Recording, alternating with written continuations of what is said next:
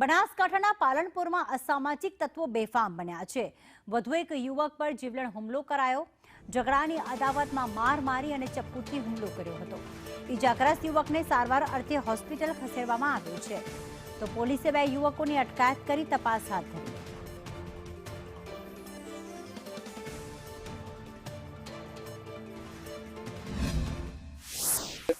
मारो नानो भाई सचिन राते 10 वागे आजूबाजू डेरी रोड पर त्या चानी टपरी है त्या आगे चा पीवा बैठो तो त्या 3-4 जन लोग आई और मारा भाई ने छरीथी हुमलो कर दियो और जानथी मारी नाखवानी कोशिश करी थी। एमां पालनपुरनी असामाजिक तत्वो एटला वधी गया है कि आजकल हवे बहार निकळવું પણ મુશ્કેલ થઈ ગયું છે। જે લોકોએ આજે નુકસાન કર્યું છે એને સજા થવી જોઈએ।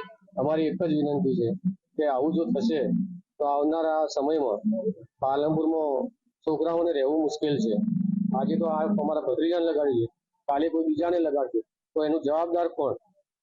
અને કોઈ ગુનો હોય તો એમને અમને કેવું હતું અમે એનું કંઈ પતાવત કરાવો, પણ ડાયરેક્ટ સરાવરે હુમલો કરવો એ યોગ્ય નથી।